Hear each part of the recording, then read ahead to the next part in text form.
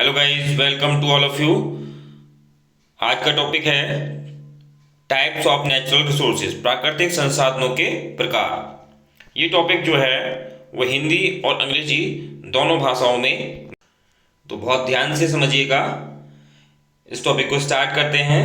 Natural resources के types, प्राकृतिक संसाधनों के प्रकार। Natural resources are very useful for us, हमारे लिए बहुत ही जरूरी है, बहुत उपयोगी हैं। These are raw materials found in environment that humans use for various purpose, यानी कि मानव जो बहुत विभिन्न प्रकार के उद्देश्यों को पूरा करने के लिए जिनका प्रयोग करता है, ऐसे कच्चे माल को इसके अंतर्गत हम रख सकते हैं। These resources are broadly categorized into two types, which are as follow. ये रिसोर्सेज दो प्रकार के हैं। हम सबसे पहले ये भी बात समझ लेते हैं, हमने लास्ट वीडियो में समझा था कि नेचुरल रिसोर्सेज क्या होते हैं। तो something found in nature and used by people, कुछ भी हमें नेचर से, प्रकृति से प्राप्त होता है और जिसको लोग प्रयोग करते हैं, नेचुरल रिसोर्सेज हैं। तो ये कितने प्रकार के होते हैं? दो प्रकार के। कैसे? Therefore, there are two types of natural resources based on availability.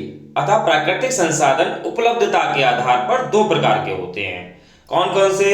एक तो रिन्यूएबल, एक नॉन रिन्यूएबल, यानी कि रिन्यूएबल नवीकरणीय और अनवीकरणीय।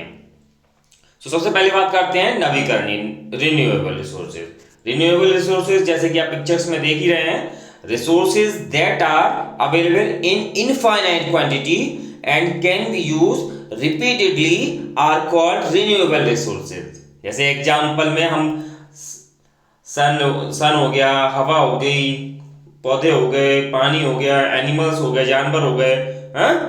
तो जंगल, हवा वगैरह ये सब चीजें, वे तो जैसे कि जो वे संसाधन जो अनंत मात्रा में हमारे पास उपलब्ध है, बहुत अनंत मात्रा, जिसकी कमी होने की संभावना बिल्कुल भी कहीं से कहीं तक नहीं है। तो नवीकरणीय संसाधन कहलाते हैं, जैसे जंगल, हवा, पानी वगैरह ये सब चीजें इसमें आ जाती हैं। नवीकरणीय संसाधनों में अगर हम बात करें, दीज रिसोर्सेज कैन रीजनरेट और renew themselves over time, either through natural process और थ्रू ह्यूमन इंटरवेंशंस।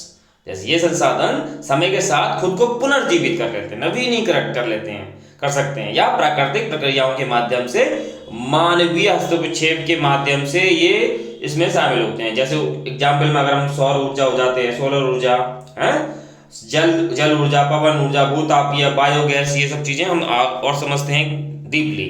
कैसे सोलर ऊर्जा, कैसे देखो हवा है, सोलर ऊर्जा के लिए हम फैन लगा देते हैं, हाइड्रो पावर, सोलर प्लांट है, जियोथर्मल, बायोमास, ये सब चीजें।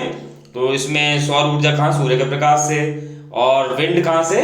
पवन ऊर्जा, जल से जल विद्युत बन जाती है, बायोगैस से लकड़ी, बायोमास कहाँ से? लकड़ी, पौधों से।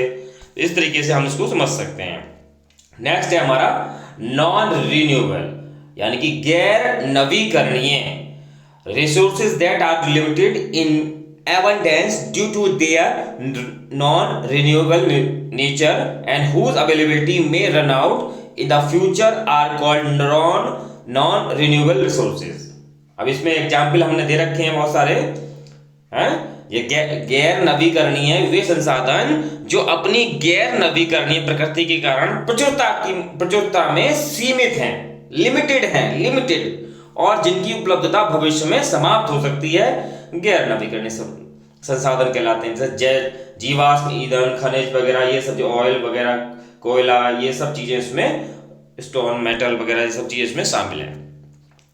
Therefore, non renewable resources are finite, ये आप समझ ही गए, सीमित हैं, and can not be replace, इनको रिप्लेस नहीं किया जा सकता है।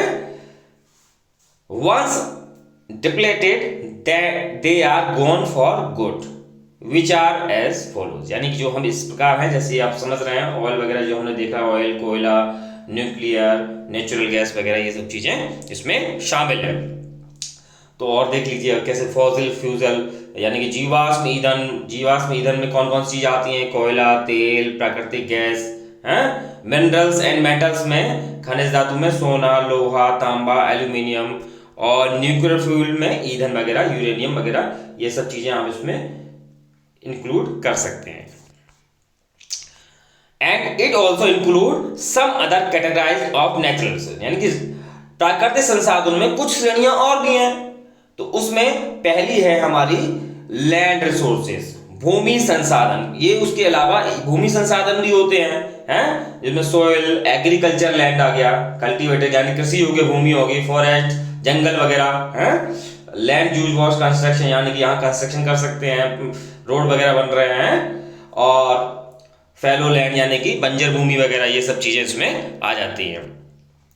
वाटर रिसोर्सेज, नेक्स्ट अगला रिसोर्सेज हम कर सकते हैं वाटर रिसोर्सेज, पानी जल संसाधन, रिवर, लेक, ग्राउंड वाटर, ये सब चीजें, ओशियन वॉल, कहाँ से जल प्राप्त होता है हमें, कुएं से, वर्षा से, रिवर से, नदी से, नल से, हैं, झीलों से, झरनों से, सब तरीके से हमें ये प्राप्त होता है, जो उपयोग कराया जाता है। बायोलॉजी, नेक्स्ट हमारा लास्ट है बायोलॉजिकल रिसोर्सेज, जैविक संसाधन। जैविक संसाधन क्या होते हैं? ये कहीं ना कहीं हमें पेड़ पौधों से, जानवरों से या सूक्ष्म जीवों से, इन सब से प्राप्त होते हैं, जो भोजन, दवा और कच्चे माल को प्रदान करते हैं। जैसे कि आप देख रहे हैं टिम्बर रिसोर्सेज है, क्रॉप्स वगैरह, इन सब चीजों से ये प्राप्त हो रहे हैं। तो thank you all of you, thanks for watching, like, share and subscribe and bell icon press जरूर कर दीजिए।